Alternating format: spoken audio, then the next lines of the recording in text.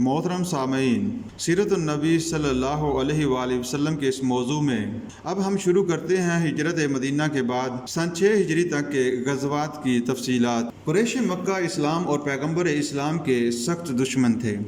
مکے میں انہوں نے اللہ کے سچے دین کو برباد کرنے میں کوئی کسر اٹھا نہ رکھی، یہاں تک کہ مسلمانوں کو مجبوراً ہجرت کر کے مدینہ آنا پڑا۔ مدینہ میں اسلام تیزی سے پھیلنے لگا اور مسلمانوں کی چھوٹی سی باقاعدہ ریاست قائم ہو گئی۔ یہ بات قریش کے لیے ناقابل برداشت تھی۔ وہ رات دن یہ منصوبے بنانے لگے کہ کسی طرح مدینہ کی اس نئی حکومت کا خاتمہ کر دیا جائے۔ مسلمانوں کو قریش کے ان ارادوں کا علم تھا، اس لیے انہوں نے یہود کے ساتھ دفاعی معاہدہ بھی کر لیا۔ مدینہ میں عبداللہ بن ابی نام کا ایک سردار تھا۔ حضور صلی اللہ علیہ وآلہ وسلم کی مدینہ تشریف آوری سے پہلے مدینہ کے لوگ اسے اپنا حکمران بنانے پر آمادہ تھے، لیکن حضور صلی اللہ علیہ وآلہ وسلم کی آمد کے بعد سب لوگوں نے آپ صلی اللہ علیہ وآلہ وسلم کو اپنا حکمران مان لیا۔ اس لیے مجبوراً عبداللہ بن ابی بظاہر مسلمان بن گیا، لیکن دل میں مسلمانوں سے سخت بغض رکھتا تھا۔ قریش مکہ نے عبداللہ بن ابی کو لکھا، تم نے ہمارے آدمی کو اپنے یہاں پناہ دی ہے، یا تو اسے قتل کر دو یا اپنے یہاں سے نکال دو، ورنہ ہم مدینے پر حملہ کر کے تمہیں فنا کر دیں گے۔ حضور صلی اللہ علیہ وآلہ وسلم کو اس بات کا علم ہوا تو آپ صلی اللہ علیہ وآلہ وسلم نے عبداللہ بن ابی کو سمجھایا کہ اکثر اہل مدینہ مسلمان ہو چکے ہیں، اس لیے تم اپنے بھائیوں بھتیجوں سے کیسے لڑائی کرو گے؟ عبداللہ قریش کی اس خواہش پر عمل نہ کر سکا۔ اس پر قریش مکہ کا غصہ اور بھی بڑھ گیا۔ قریش مکہ کے تجارتی قافلے شام کو جاتے ہوئے مدینہ کے گرد و نواح سے گزرتے تھے۔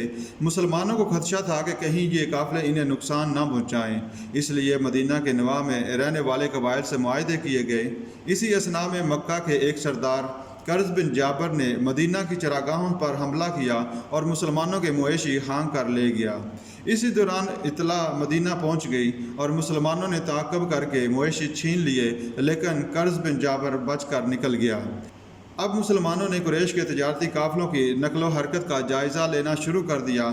رجب 2 ہجری میں رسول اللہ صلی اللہ علیہ وآلہ وسلم نے عبیداللہ بن حجش کو 12 آدمیوں کی مختصر جماعت کے ساتھ قریش کے ایک تجارتی قافلے کا سراغ لگانے بھیجا۔ اتفاق سے وہ قریش کی ایک چھوٹی سی جماعت سے دوچار ہوئے جو مال تجارت لا رہی تھی۔ حضرت عبداللہ بن حجش رضی اللہ تعالی عنہ نے حضور صلی اللہ علیہ وآلہ وسلم کی اجازت کے بغیر اس پر حملہ کر دیا اور مال و اسباب لوٹ لیا۔ اس حملے میں قریش کا ایک شخص عمر بن حضرمی مارا گیا۔ حضور صلی اللہ علیہ وآلہ وسلم کو اس کی تو آپ عبداللہ بن حجش پر بہت ناراض ہوئے کہ میں نے تمہیں اس کی اجازت نہیں دی تھی، لیکن قریش کو بہانہ ہاتھ آ گیا اور عمر بن حضرمی کا بدلہ لینے کے نام پر جنگ کی تیاری شروع کر دی۔ عمر بن حضرمی کے قتل کے بعد کا واقعہ کہ قریش کا ایک تجارتی قافلہ جو 1000 اونٹوں پر مشتمل تھا ابو سفیان کی قیادت میں شام سے آ رہا تھا۔ ابو سفیان کو مدینہ کے نواح میں کچھ خطرہ محسوس ہوا تو اس نے اہل مکہ سے مدد طلب کی۔ اس پر مکہ کے سردار ابو جہل نے مسلمانوں کے خلاف لشکر جمع کیا اور مدینہ کو روانہ ہو گیا۔ حضور صلی اللہ علیہ وآلہ وسلم کو کفار کی ان تیاریوں کی اطلاع ملی تو صحابہ کرام رضی اللہ تعالی عنہ سے مشورہ کیا۔ مہاجرین نے جوشیلی تقریریں کی۔ اسی طرح انصار کی جانب سے حضرت سعد بن عبیدہ نے اپنی وفاداری کا یقین دلایا۔ اب حضور صلی اللہ علیہ وآلہ وسلم 313 جانصاروں کے ساتھ شہر سے باہر نکلے اور مدینہ سے تقریباً 30 میل کے فاصلے پر بدر کے مقام میں پہنچے۔ اسی اثناء میں قریش کی امدادی فوج مکہ سے روانہ ہو کر بدر کے نواح میں پہنچ گئی۔ یہیں انہیں اطلاع ملی کہ ابو سفیان کا قافلہ بخاریت مکہ پہنچ گیا ہے، اس لیے بعض سرداروں کا خیال تھا کہ اب جنگ کرنے کے بجائے مسلمانوں سے صلح کر لینی چاہیے اور عمر بن حضرمی کا خون بہا لے لینا چاہیے، لیکن اس تجویز کی ابو جہل نے مخالفت کی۔ دراصل مسلمانوں کی انتہائی کم تعداد کے مقابلہ میں اسے اپنے 1000 جنگجو جوانوں پر ناز تھا۔ اس کے پاس اسلحہ بھی بہت سا تھا، اس لیے اس نے لڑائی کی حمایت کی۔ قریش مکہ کی آمد کی خبر سن کر حضور صلی اللہ علیہ وآلہ وسلم نے اپنے بعض صحابہ کرام رضی اللہ تعالیٰ عنہ کے پڑاؤ کو بدلا۔ پانی پر اپنی بہتر دسترس خاص طور پر مد نظر تھی۔ اسی طرح یہ بھی خیال رکھا گیا کہ دن چڑھے تو سورج آنکھوں پر نہ آئے۔ لڑائی 17 رمضان المبارک 2 ہجری کو ہوئی۔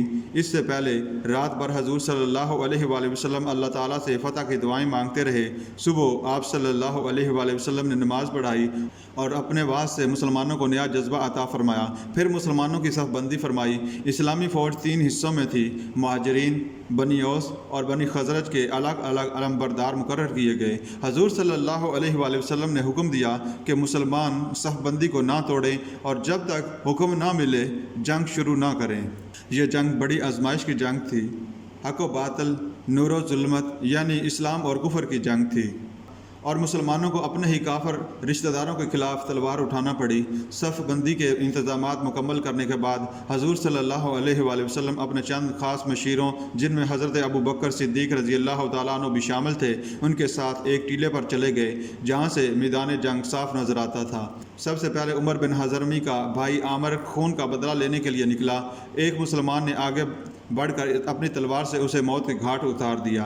پھر دستور عرب کے مطابق قریش کی صفوں میں سے 3 سردار عتبہ، ولید اور شیبہ نکلے۔ ان کے مقابلے کے لیے حضرت حمزہ، حضرت علی اور حضرت عبیدہ رضی اللہ تعالیٰ عنہ کو روانہ کیا گیا۔ حضرت حمزہ اور حضرت علی رضی اللہ تعالیٰ عنہ نے عتبہ اور ولید کو جہنم وصل کر دیا، لیکن شیبہ نے حضرت عبیدہ رضی اللہ تعالیٰ عنہ کو زخمی کر دیا۔ اس پر حضرت علی رضی اللہ تعالیٰ عنہ آگے بڑھے اور تلوار کی ضرب سے شیبہ کے 2 ٹکڑے کر دیے۔ اس کے بعد عام لڑائی شروع ہوئی۔ مسلمان انتہائی بہادری سے لڑے۔ انصار کے 2 نوعمر لڑکوں نے ابو جہل پر حملہ کر کے اسے قتل کر دیا۔ ابو جہل کی موت سے قریش مکہ کے پاؤں اکھڑ گئے اور وہ میدان جنگ چھوڑ کر بھاگ گئے۔ اس جنگ میں مسلمانوں کے صرف 14 آدمی شہید ہوئے، جبکہ کفار کے 70 آدمی مارے گئے، جن میں 11 سردار وہ تھے جنہوں نے ہجرت سے پہلے حضور صلی اللہ علیہ وآلہ وسلم کے قتل کے منصوبے میں حصہ لیا تھا۔ اس کے علاوہ مسلمانوں کو بہت سا جنگی سامان اور جنگی قیدی بھی ہاتھ آئے۔ اس جنگ کے نتیجے میں اہل عرب کی نظروں میں مسلمانوں کا اقتدار بہت بڑھ گیا۔ اب وہ محض ایک مذہبی جماعت نہ تھے بلکہ سیاسی قوت بن گئے۔ قریش کی شکست اور ان کے بڑے بڑے سرداروں کی موت سے وقتی طور پر مدینہ کی حکومت محفوظ ہو گئی۔ یہود بھی دب گئے اور مسلمانوں کے حوصلے بلند ہو گئے اور انہوں نے اسلام کی وسعت کے لیے کھل کر کام کرنا شروع کر دیا۔ غزوہ بدر تک اللہ تعالیٰ کی طرف سے مسلمانوں کو جنگ کی اجازت نہ تھی، کیونکہ اسلام تو امن اور سلامتی سکھاتا ہے۔ اس لیے حضور صلی اللہ علیہ وآلہ وسلم نے مکہ میں پورے 13 سال انتہائی صبر سے کفار کے مظالم برداشت کیے۔ آخر مجبور ہو کر مسلمانوں نے اپنا گھر بار چھوڑ کر نئے وطن میں قیام کیا تو انہیں یہاں بھی چین نہ لینے دیا۔ اب صورتحال یہ تھی کہ اگر مسلمان جنگ نہ کرتے تو بھیڑ بکریوں کی طرح ذبح ہو جاتے اور دنیا میں توحید کا پیغام سنانے والا کوئی نہ رہتا۔ جنگ بدر پہلی جنگ تھی جس میں مسلمانوں نے تلوار چلائی۔ اس میں ابھی وہ خود حملہ آور نہ ہوئے بلکہ ان کے دشمن فوج لے کر نواحِ مدینہ میں پہنچ گئے اور مسلمانوں نے اپنی حفاظت کے لیے تلوار سے مقابلہ کیا۔ اس بات کی نشاندہی اس آیت سے بھی ہوتی ہے کہ جس میں مسلمانوں کو باقاعدہ لڑائی کی اجازت دے دی گئی۔ اللہ تعالیٰ کا فرمان ہے، وہ جن لوگوں سے جنگ کی جا رہی ہے انہیں اجازت دی جاتی ہے کیونکہ ان پر ظلم ہوا، اور بے شک اللہ ان کی مدد پر قادر ہے۔ یہ لوگ بلا سبب اپنے وطن سے اس لیے نکالے گئے کہ انہوں نے اللہ کو اپنا رب مان لیا ہے۔ جنگ بدر تاریخ عالم کا ایک حیرت انگیز واقعہ ہے۔ اس میں 313 آدمیوں نے جو ظاہری ساز و سامان سے بھی مرحوم تھے، ایک مہاجر سردار کی قیادت میں عرب کی سب سے بڑی سیاسی و مذہبی جماعت کے 1000 جوانوں کو جو سامان جنگ سے پوری طرح لیس تھے شکست دی۔ اس جنگ نے ثابت کر دیا کہ دنیا کی جدوجہد میں ظاہری ساز و سامان کچھ اہمیت نہیں رکھتا۔ دنیاوی جاہ و جلال اور فوجوں کی کثرت فتح کا نشان نہیں ہے، بلکہ دنیا میں غلبہ اہل ایمان کو حاصل ہوتا ہے جو خلوص دل سے اسلامی تعلیمات پر عمل کرتے ہیں۔ اسلامی تاریخ میں ایسے بے شمار واقعات ملتے ہیں جن میں تھوڑے سے مسلمانوں نے اپنے سے کئی گنا زیادہ مخالفین کو شکست دی۔ سامعین، اب بات کرتے ہیں طویل کعبہ شعبان 2 ہجری کے واقعات۔ ہجرت سے پہلے مکہ میں مسلمانوں کی حیثیت ایک کمزور انقلابی گروہ کی تھی جو قریش کی نظروں میں دینی اور سیاسی لحاظ سے باغی تھا۔ اسی لیے قریش نے مسلمانوں پر بے انتہا ظلم ڈھائے، لیکن اس کے باوجود مسلمانوں نے اپنی دینی اور ملی حیثیت کو مکہ کے مشرکوں سے الگ کرنے کے لیے اپنا قبلہ بیت المقدس بنایا۔ قومی اور سیاسی لحاظ سے ایسا کرنا بہت ضروری تھا، لیکن مدینہ میں حالات بالکل مختلف تھے۔ یہاں ایک تو مسلمان خود سیاسی اور دینی اعتبار سے آزاد تھے، دوسرا دینی اور ثقافتی اعتبار سے یہود ان کے کھلے دشمن تھے۔ اس لیے مسلمانوں کو ان سے الگ کرنے کے لیے اور ان میں الگ قومی جذبہ پیدا کرنے کے لیے ضروری تھا کہ ان کا اور یہود کا قبلہ ایک۔ آپ صلی اللہ علیہ وآلہ وسلم یہود کے قبلے بیت المقدس کے مقابلے میں کعبے کو مسلمانوں کا قبلہ بنانا چاہتے تھے۔ اللہ تعالیٰ کے حکم سے ہجرت کے 18 ماہ بعد 2 ہجری میں بذریعہ وحی تحویل کعبہ کی اجازت دے دی گئی۔ تحویل کعبہ کا یہ واقعہ یہود کے لیے غیر معمولی اہمیت کا حامل تھا۔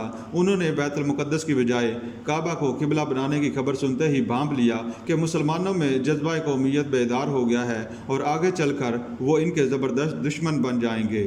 اور اس کے علاوہ منافقین جو بظاہر مسلمانوں میں شامل تھے اپنا نفاق چھپا نہ سکے اور کھل کر پیغمبر اسلام کے خلاف بولنا شروع کر دیا کہ مسلمانوں کا قبلہ روز تبدیل ہو جاتا ہے۔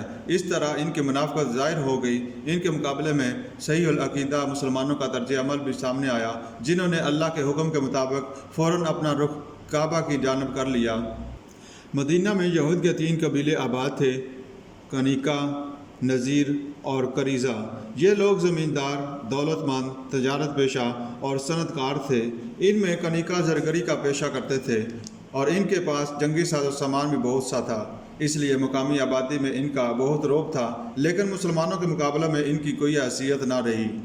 ایک تو مہاجرین کی آمد کی وجہ سے ان کی تجارت متاثر ہوئی اور دوسرا ایسی آیات بھی نازل ہو رہی تھی جن کی آمد کی وجہ سے ان کا مذہبی رعب بھی ختم ہو گیا اور ان کی بدعمالیاں کھل کر سامنے آ گئیں، یہاں تک کہ طویل کعبہ کے واقعہ نے انہیں بہت بھڑکا دیا۔ ایسے وقت میں جب مسلمانوں کو بدر کے میدان میں فتح نصیب ہوئی تو یہود بہت فکر مند ہوئے اور انہیں صاف نظر آیا کہ اب اسلام ایک طاقت بن گیا ہے، اس لیے انہیں اس کے مقابلے کی فکر ہوئی۔ اسی اثناء میں ایک واقعہ جنگ کا فوری سبب بن گیا۔ ایک مسلمان انصاری خاتون کسی کام سے بنو کنیکا کے محلے میں گئی، وہاں یہودیوں نے ان کی بے حرمتی کی۔ ایک مسلمان جو سب دیکھ رہا تھا اس نے جوش میں آ کر ایک یہودی کو مار ڈالا، جس کے جواب میں یہودیوں نے اس مسلمان کو قتل کر دیا۔ اس واقعے کی اطلاع حضور صلی اللہ علیہ وآلہ وسلم کو ملی تو آپ صلی اللہ علیہ وآلہ وسلم نے بنو کنیکا کے پاس گئے اور فرمایا کہ اللہ سے ڈرو، ایسا نہ ہو کہ تم پر بھی بدر والوں کی طرح عذاب آئے۔ وہ بولے ہم قریش نہیں ہیں، ہم سے معاملہ ہوا تو ہم دکھا دیں گے کہ لڑائی کس چیز کا نام ہے۔ چونکہ ان کی طرف سے معاہدے کی خلاف ورزی اور اعلان جنگ ہو گیا تھا، اس لیے مجبوراً مسلمانوں نے لڑائی کی اور وہ قلعہ بند ہو گئے۔ 15 دن تک محاصرہ رہا۔ آخر وہ اس پر راضی ہوئے کہ حضور صلی اللہ علیہ وآلہ وسلم جو فیصلہ کریں گے انہیں منظور ہوگا۔ عبداللہ بن ابی منافق ان کا حلیف تھا، اس نے آپ صلی اللہ علیہ وآلہ وسلم سے درخواست کی کہ وہ جلاوطن کر دیے جائیں۔ آپ صلی اللہ علیہ وآلہ وسلم نے اس کی بات مان لی اور یہود کا یہ قبیلہ شام کے علاقے کی طرف جلاوطن کر دیا گیا۔ یہ تقریباً 700 لوگ تھے۔ دوسری ہجری کے واقعات میں حضرت فاطمہ رضی اللہ تعالیٰ عنہ کا نکاح حضرت علی رضی اللہ تعالیٰ عنہ سے ہوا۔ اسی سال رمضان المبارک کے روزے فرض ہوئے، صدقہ عید الفطر کا حکم نازل ہوا اور عید الفطر کی نماز باجماعت ادا کی گئی۔ اسی سال ابو سفیان نے رات کے اندھیرے میں چھپ کر مدینہ پر حملہ کرنا چاہا، لیکن مسلمانوں کی حفاظتی تدابیر کی وجہ سے ناکام رہا۔ آخر مدینہ کے نواح میں ایک نخلستان کو تباہ کیا اور اس لڑائی میں ایک مسلمان شہید ہوا۔ مسلمانوں کو اطلاع ہوئی تو اس کا پیچھا کیا، جس پر ابو سفیان مکہ بھاگ گیا۔ اس لڑائی کو غزوہ سویق کہتے ہیں۔ غزوہ سویق سے واپسی پر مسلمانوں نے پہلی بار عید الاضحیٰ منائی اور حضرت ابراہیم علیہ السلام کی پیروی میں جانوروں کی قربانی کی۔